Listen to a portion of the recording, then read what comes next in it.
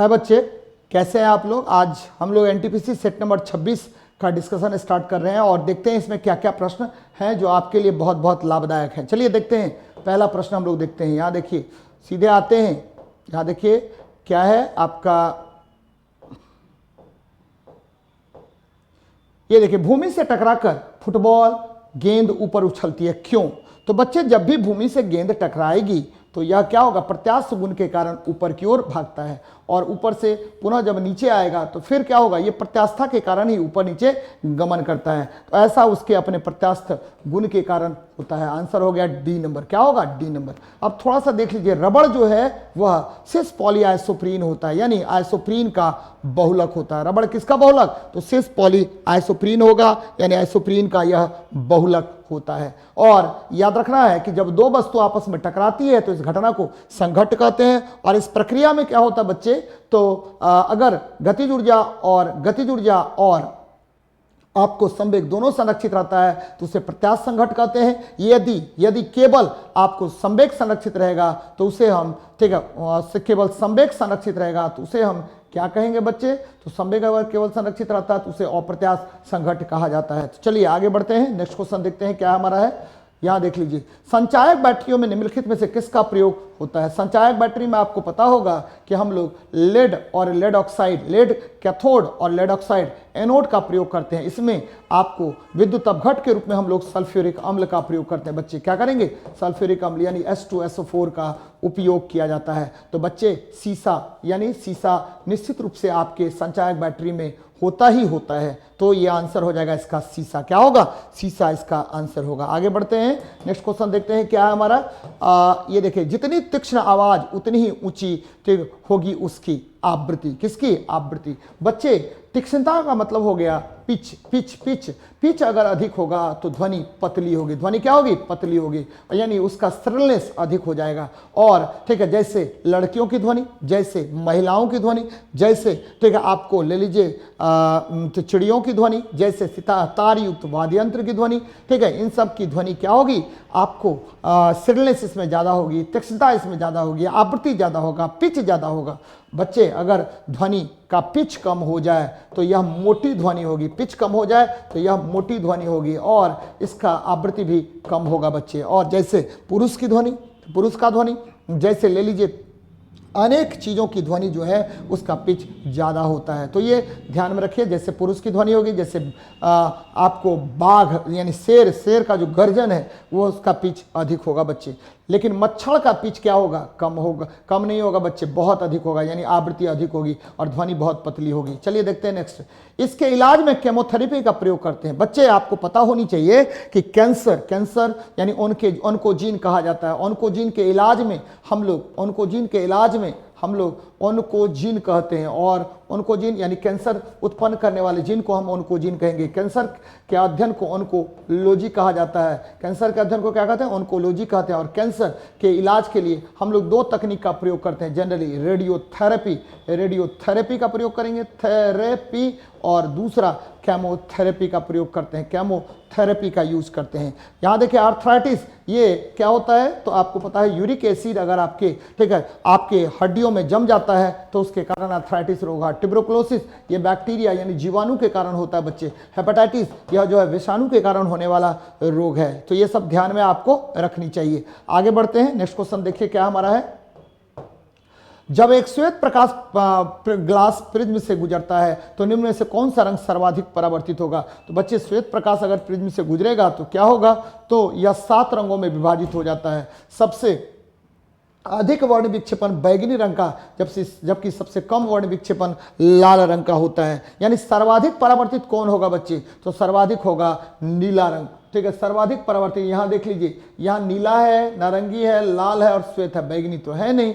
तो ठीक कह रहा है कि कौन सा रंग सर्वाधिक परावर्तित होगा। चलिए भी, उसके बाद देखिए इंडिगो आना चाहिए, नहीं है इंडिगो। उसके बाद क्या आना चाहिए, तो VIB होना चाहिए, नीला। तो इसमें क्या हो जाएगा, आंसर हो जाएगा नीला रंग। कौन सा होगा, नीला रंग होगा। उसके बाद होगा VIBG, ग्रीन होगा। उसके बाद क्या होगा, O होगा। उसके बाद क्या होगा, R होगा। तो सबसे अधिक ठीक वर्ण विक्षेपण जो होता है बैगनी का, उसके बाद ये क्रम है देखिए। और याद रखिए, डिस्पर्सन यानी वर्ण विक्षेपण जो होता है वो तरंग दैर्ध्य का व्युत्क्रमानुपाती होता है, जिसका तरंग दैर्ध्य जितना कम उसका वर्ण विक्षेपण उतना ही अधिक होगा बच्चे। तो आंसर हो गया ए नंबर। चलिए देखते हैं नेक्स्ट क्वेश्चन को क्या कह रहा है आपका। यहाँ देखिए, एक साइकिल चालक जब मोड़ लेता है तब अंदर की तरफ लटकता है, जबकि कार चालक उसी मोड़ पर बाहर की ओर धकेला हुआ महसूस करता है। इसका कारण क्या है? तो बच्चे दोनों पर क्या होगा, ये देखिए चक्कर लगा रहा है, तो यहाँ अभिकेंद्रीय बल लगता है। कौन सा अभिकेंद्रीय बल? जो खींचेगा उसके केंद्र की ओर। कहाँ खींचेगा? उसके केंद्र की ओर खींचेगा।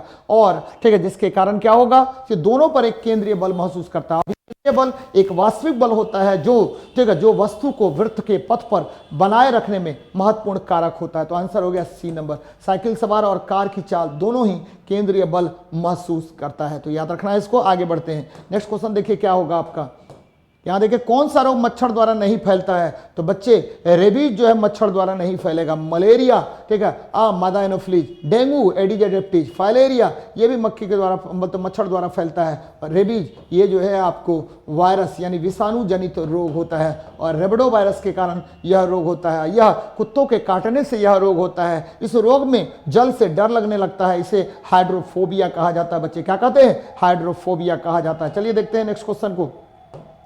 निम्नलिखित में से किसकी कमी से रक्तहीनता होती है? बच्चे आपको पता होगा कि आपका आयरन की कमी से रक्तहीनता होता है। आयरन की कमी से रक्तहीनता होगा। ध्यान दीजिएगा, आरबीसी अगर संख्या कम गई तो इसको बोला जाता है एनीमिया। क्या बोला जाता है? एनीमिया रोग कहा जाता है। लेकिन अगर आरबीसी की संख्या बढ़ गई बच्चे तो इसको बोलते हैं पॉलीसीथेमिया। क्या बोलेंगे? पॉलीसीथेमिया। पॉलीसीथेमिया कहा जाता है। बार बार आपसे क्वेश्चन पूछेगा। फिर देखिए, अगर डब्ल्यूबीसी की संख्या, ठीक है, अगर बढ़ गई तो इसको ल्यूकेमिया बोलते हैं। क्या बोलते हैं? ल्यूकेमिया। और ये रक्त कैंसर भी कहलाता है बच्चे। और अगर डब्ल्यूबीसी की संख्या अगर घट जाती है तो इसको लाइकोपेनिया कहा जाता है। क्या कहते हैं? लाइकोपेनिया कहा जाता है। ध्यान में रखिएगा, लाइकोपेनिया कहेंगे। प्रोटीन की कमी से दो प्रकार के रोग होते हैं बच्चे। कौन कौन होगा? तो एक होगा मरासमस होता है, और दूसरा रोग होता है क्वासियोरकर। क्या होगा? क्वासियोरकर रोग होता है। ध्यान में रखिएगा, क्वासियोरकर रोग होगा। तो प्रोटीन की कमी से कितने प्रकार के रोग? दो प्रकार के, मरासमस और क्वासियोरकर। यहां देखिए, कैल्शियम जो है हड्डी को कमजोर बना देता है बच्चे। कैल्शियम की कमी हो जाएगी तो आपका हड्डी कमजोर हो जाएगा और आपको ऑस्टियोपोरोसिस रोग हो जाएगा। मैग्नीशियम आपके, ठीक है, आपके क्लोरोफिल का एक मुख्य घटक होता है बच्चे। चलिए देखते हैं नेक्स्ट क्वेश्चन को क्या कह रहा है आपका। चलिए देखते हैं, ये देखिए, आयोडीन की कमी से मनुष्य में कौन सा रोग होता है? तो आयोडीन की कमी से बच्चे कौन सा रोग होगा? तो ग्वाइटर रोग हो जाएगा। ये थायरॉक्सिन हार्मोन का सेक्रेशन बंद हो जाएगा, और थायरॉक्सिन हार्मोन के सेक्रेशन कम होने की वजह से ग्वाइटर रोग हो जाता है। जबकि बेरी विटामिन B1 यानी थायमीन की कमी से होता है। विटामिन B1 यानी थायमीन की कमी से कौन सा रोग होगा? तो ये बेरी होता है, थायमीन की कमी से होगा। रिकेट्स ये जो है विटामिन डी की कमी से होता है। विटामिन डी की कमी से यह रोग होगा। स्कर्वी विटामिन सी की कमी से यह रोग होता है, इसको स्कर्वी कहा जाता है। स्कॉर्बिक एसिड की कमी से क्या होगा? स्कर्वी रोग होता है। तो ये ध्यान में रखिएगा आप लोग। चलिए देखते हैं नेक्स्ट क्वेश्चन को।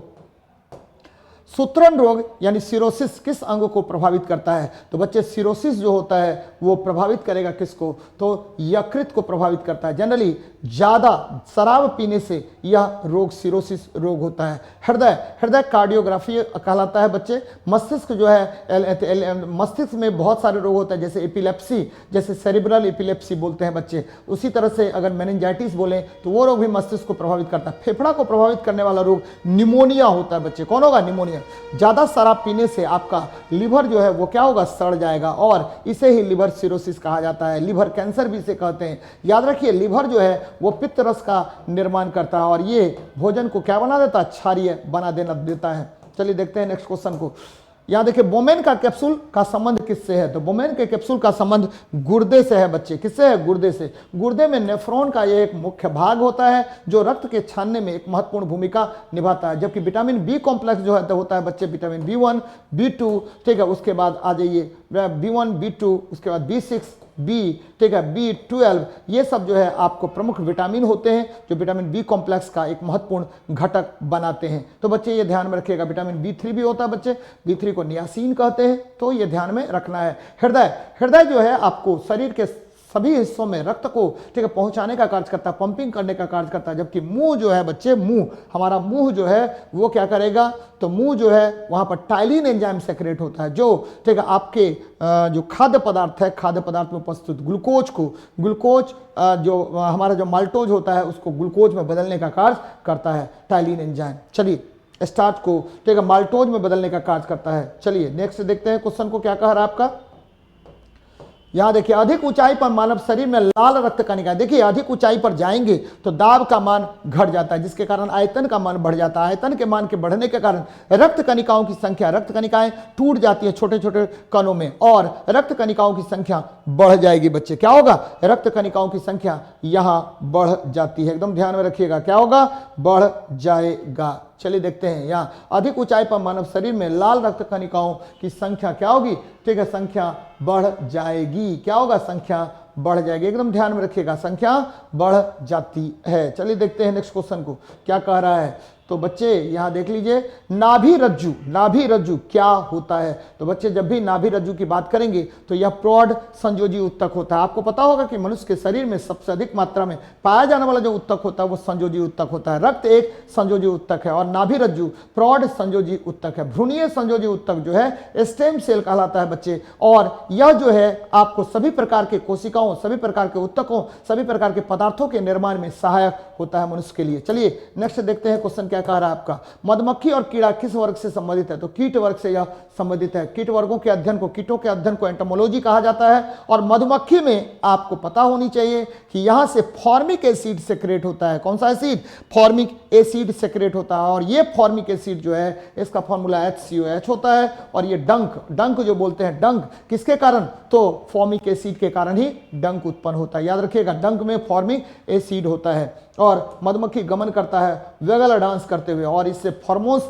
बाहर निकलता है। यहां देखिए, केल्विन स्केल में मानव शरीर का तापमान कितना होता है, तो केल्विन स्केल पर अगर बात करें तो मनुष्य के शरीर का तापमान 310 केल्विन होता है। अगर हम 310 केल्विन होता है बच्चे, कितना होगा, 310 केल्विन होता है। याद रखिएगा, 310 केल्विन होगा। अगर डिग्री सेल्सियस की बात करें तो मनुष्य के शरीर का तापमान 37 डिग्री सेल्सियस होता है। अगर फ़ारेनहाइट, डिग्री फ़ारेनहाइट की बात करें तो मनुष्य के शरीर का तापमान 98.6 डिग्री फ़ारेनहाइट होता है। तो ध्यान में रखिए, 310 केल्विन होगा। तापमान के बहुत सारे स्केल होते हैं, तापमान का एसआई मात्रक केल्विन होता है बच्चे। क्या होगा, केल्विन होगा। नेक्स्ट देखते हैं क्या है हमारा क्वेश्चन।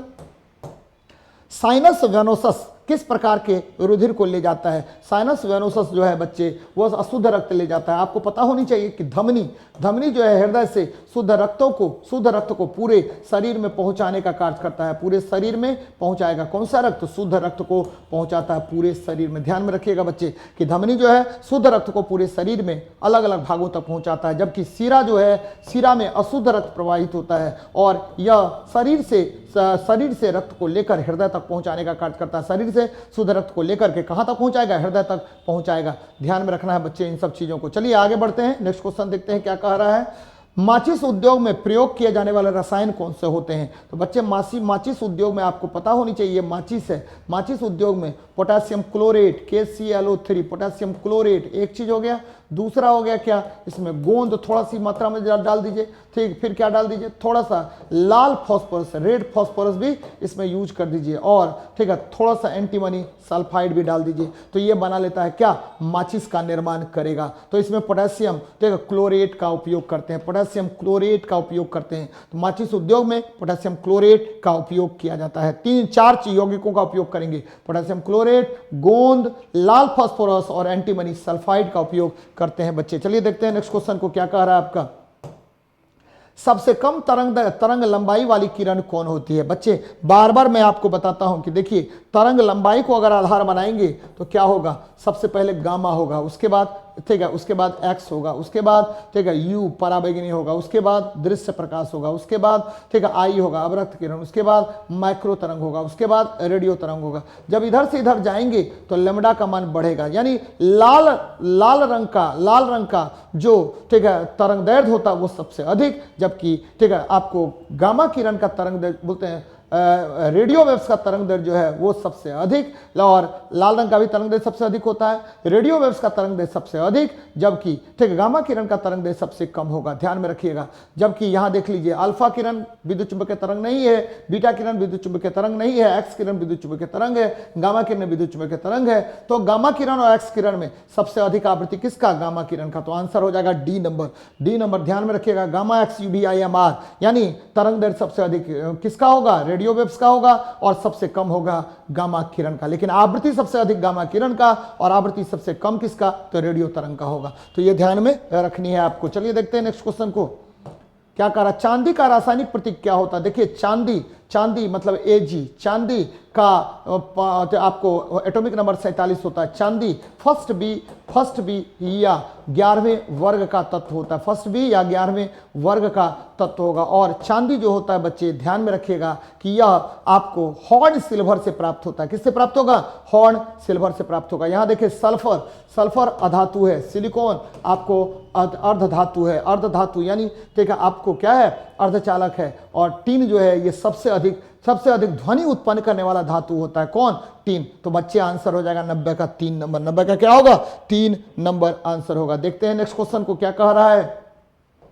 यहां देख लीजिए क्या है आपका क्वेश्चन है क्लोरोफॉर्म बनाने के लिए निम्नलिखित में से क्या उपयोग में लाया जाता है? क्लोरोफॉर्म बनाने के लिए हम लोग मीथेन का उपयोग करते हैं बच्चे। मीथेन यानी CH4 को हम मार्स गैस कहते हैं। और जब मीथेन को हम क्या करेंगे कि आपको क्लोरीन से अभिक्रिया करवाएंगे सूर्य प्रकाश की उपस्थिति में, तो क्या होगा? मिथाइल क्लोराइड का निर्माण होगा। अब फिर मिथाइल क्लोराइड को स्वतः ही इसी तरह से छोड़ देते इसी अभिक्रिया के प्रक्रिया में, तो ये क्या होगा? UV। तो ये बनाएगा क्या बनाएगा? CH2Cl2 डाइक्लोरोमीथेन बनाएगा। फिर देखिए डाइक्लोरोमीथेन को जब हम क्लोरीन से अभिक्रिया करवाएंगे तो ये पराबैंगनी किरण यहां ले लीजिए, ये बनाएगा CHCl3 यानी आपका क्लोरोफॉर्म का निर्माण करता है। और फिर यदि इसको छोड़ देंगे तो ये बनाएगा CCl4 कार्बन टेट्रा क्लोराइड बनाएगा। कार्बन टेट्रा क्लोराइड को हम पायरीन भी कहते हैं। और कार्बन टेट्रा क्लोराइड जो है ये सभी प्रकार के आगों को बुझाने में उपयोग में आता है। तो बच्चे क्लोरोफॉर्म का फॉर्मूला हो गया CHCl3 और यह एनेस्थेसिया के रूप में यूज आता है। एसिटिलीन यह आपको कृत्रिम रूप से फलों को पकाने में उपयोगी होता है, जबकि इथीन यह क्या होगा? प्राकृतिक रूप से फलों को पकाता है। और इथेन इसका फॉर्मूला होता है C2H6 क्या होगा? C2H6 होगा। मिथेन या मार्स गैस होता है CH4 मार्स गैस होगा। क्या कहेंगे? मार्स गैस कहते हैं। मिथेन को मार्स गैस कहा जाता है। ध्यान में रखिएगा कौन सा गैस कहेंगे? तो मार्स गैस कहा जाता है। चलिए आगे बढ़ते हैं।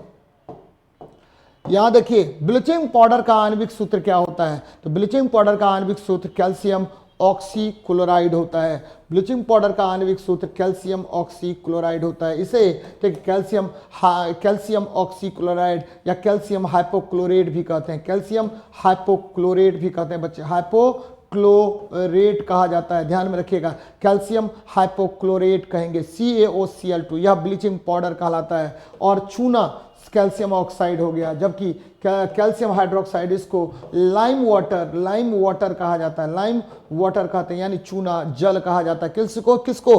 कैल्शियम हाइड्रोक्साइड को। किसको कहेंगे? कैल्शियम हाइड्रोक्साइड को चूना जल या लाइम वाटर कहा जाता है। तो एकदम याद रखिएगा इसको। आगे बढ़ते हैं।